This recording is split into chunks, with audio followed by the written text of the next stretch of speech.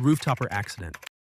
November 8th, 2017. 800 feet up, his arms started shaking, barely hanging by his fingertips. No harness, no net, just concrete waiting below. This was his last pull-up. He was Wu Yongning, China's most famous rooftopper with millions of followers. But that day he wasn't climbing for fame. He was climbing for the $15,000 he desperately needed. Now, this doesn't sound like much for risking your life, but for Wu, it was everything. His mother's medical bills and his wedding depended on it. All he had to do was nail 3 pull-ups on camera. The first pull-up, perfect. The second, perfect.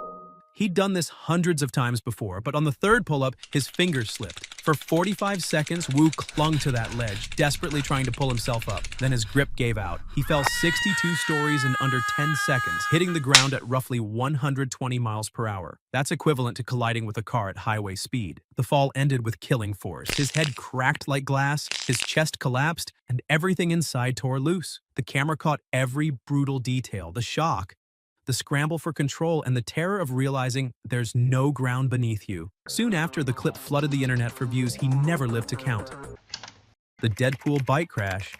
In August 2017, downtown Vancouver was shut down for a big action scene in Deadpool 2. The crew had brought in Joey S.J. Harris to double for the character Domino. She was the first African-American woman licensed to race professionally. This was also her very first film stunt. The stunt seemed straightforward. Ride a Ducati motorcycle through the intersection, roll down a set of stairs, hit a ramp, and stop. Around 8 a.m., she rehearsed it 7 times. She'd been told to keep her speed between 12 to 16 miles per hour. On the real take, things unraveled fast. As she came off the first ramp, the Ducati's front wheel lifted into the air. When the back wheel slammed down, Harris mistakenly twisted the throttle instead of braking. The bike shot forward at nearly 30 miles per hour. It jumped the curb, clipped a median, and crashed straight through the building's plate glass window. She struck the frame with devastating force. Glass burst across the sidewalk, and shards tore into her body. Paramedics reached her at 8:23 a.m., but she was already gone. Harris hadn't been wearing a helmet. Domino didn't wear one in the movie, so neither could she. When Deadpool 2 hit theaters in May 2018, it went on to gross $785 million worldwide. But behind the success was the story of a groundbreaking racer who lost her life. The Walking Dead fall.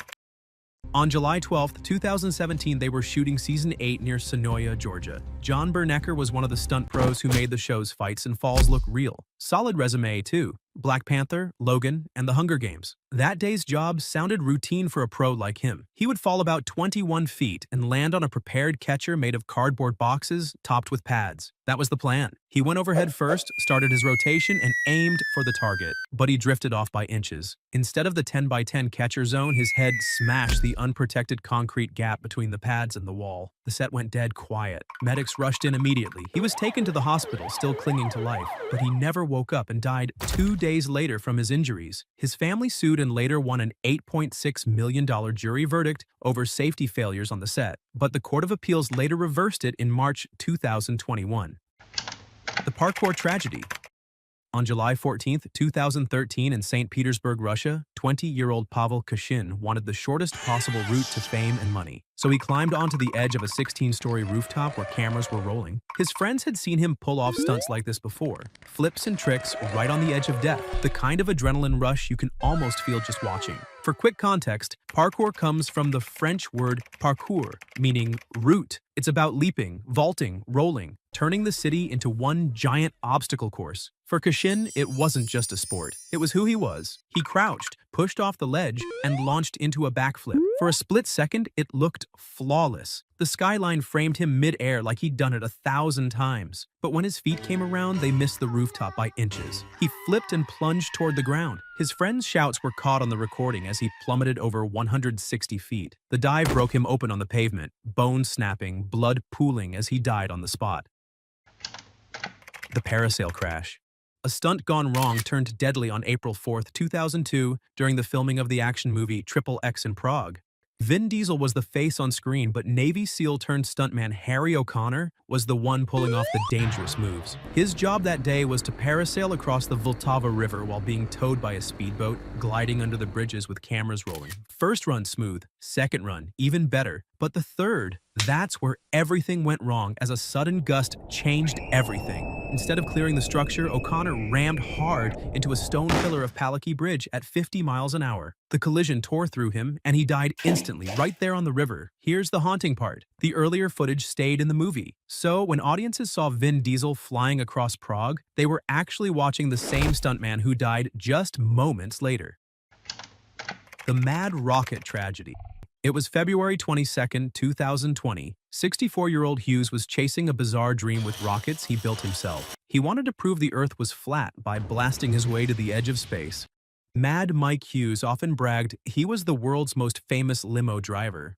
And in 2018, he strapped himself into a homemade rocket and blasted nearly 1,900 feet into the Mojave sky before parachutes saved him on the way down. That stunt made headlines, but it wasn't his last. 2 years later, he was back on the launch pad near Barstow, California. The steam-powered rocket hissed and roared, and for a moment the onlookers went quiet, watching him rise into the sky. Then came a terrible comedy of errors. A steel ladder bolted to the ramp so Hughes could climb into the cockpit was struck as the rocket lifted off. Almost immediately, the parachute ripped free. The rocket wobbled, tilted, and kept climbing with no safe way back down. Less than a minute later, it stalled, then plummeted. Witnesses gasped as it cratered into the desert floor, erupting in smoke and fire. The cockpit disintegrated. He was torn into fragments by shrapnel and blast pressure. One leg landed nearby, stripped of flesh from thigh to ankle. Skin fused into the alloy, leaving nothing but burning wreckage.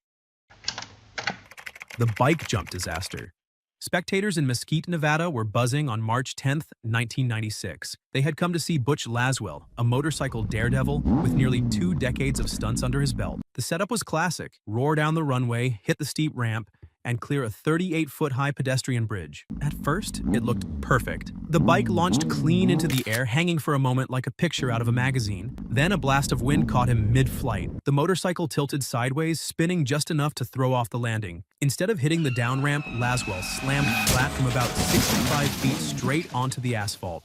The strike broke his airway, split his chest open, and shredded him inside. Slivers of rib jutted through, forcing tissue to spill free. A slick knot of guts and torn matter glistened under the firelight. Paramedics raced him toward Las Vegas, meeting a Flight for Life helicopter on the highway. But even with every effort, Laswell died in the air, pronounced dead at 4:39 p.m. Investigators said he was going at least 85 miles per hour when he jumped, 10 miles per hour faster than he was supposed to go. All it took was one wind surge and the show was over. The Human Steaming Blunder. October 2017, Kuala Songlang's Qinglong Temple. A huge metal pot stood outside, filled with boiling steam, while an assembly of devotees gathered for the Nine Emperor Gods Festival. Inside was Black Dog Lim Bai, a 68-year-old Taoist medium famous for endurance stunts. This time, his ritual was extreme. Sit locked inside a steaming chamber to cleanse body and soul. For nearly 30 minutes, the pot breathed with the familiar offerings, rice, buns, and corn lifting in warm clouds around him, the ritual unfolding as expected. Suddenly, a desperate hammering rattled the pot, as if he just realized locking yourself inside a steam cooker was a stunt too dumb to survive. When they dragged him out, his skin was cooked and brittle, like old parchment left too close to the fire. Every breath came wet and ragged, his chest crackling as if the air itself had turned to boiling water inside him. You could almost smell the steam eating its way through him. The temple declared him dead at the scene from second-degree burns and a massive heart attack. He had performed the same ritual for more than a decade, sometimes lasting up to 75 minutes. This time, it turned into a fatal trap of heat and belief. The Human Cannonball.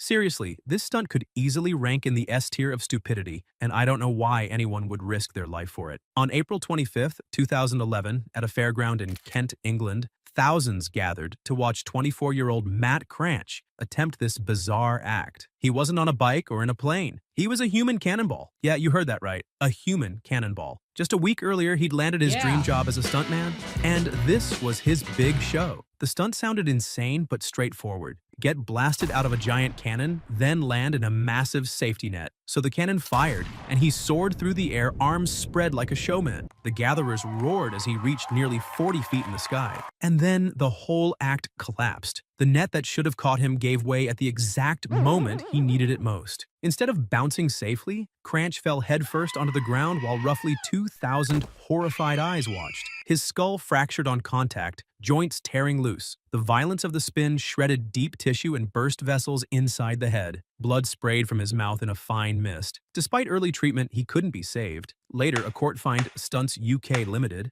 £100,000 after admitting to health and safety failures. The wing-falling rapper. John James McMurray wasn't just a stuntman, he was also a musician and filmmaker. At 34, he'd built a reputation for mixing music with Daredevil stunts. On October 20th, 2018, he was filming a music video in Vernon, British Columbia. The scheme was reckless. This meant walking onto the wing of a flying Cessna while rapping, with cameras tracking him. He held his balance for a moment, crouching low against the wind, but the small plane dipped suddenly under his weight. McMurray tried to hang on, but his footing slipped. He was flung from the wing and sent tumbling through open air. His parachute never opened. He hit with such force that the body disintegrated, bones bursting through, skin flayed by the violence of its own breakage. It mangled him as a wood chipper does timber, reducing him to fragments of flesh, cloth, and soil. Ironically, the pilot managed to steady the plane and land safely. The base jumper accident. On November 11, 2017, Russian base jumper Valery Rozov stood on Ama Dablam in eastern Nepal, a Himalayan peak rising 22,349 feet. At 52, he wasn't chasing fame. He already had it. Rozov had leapt off Everest and set altitude records in a wingsuit. This was meant to be another entry in his mission, to base jump from the highest points on every continent. Base jumping means hurling yourself off cliffs, bridges, or towers, plunging unprotected until the last moment before pulling a chute. The speed is insane, and every year the sport claims lives through mistakes or equipment failure. Rozov leapt, his wingsuit catching the thin mountain air. He glided smoothly at the start, like he had hundreds of times before with precision. But then his trajectory turned unstable, and seconds later, his body exploded on the rock face, splintering his entire frame. Climbers nearby couldn't reach him, so the mountain gave him up only as a corpse, airlifted back to Kathmandu.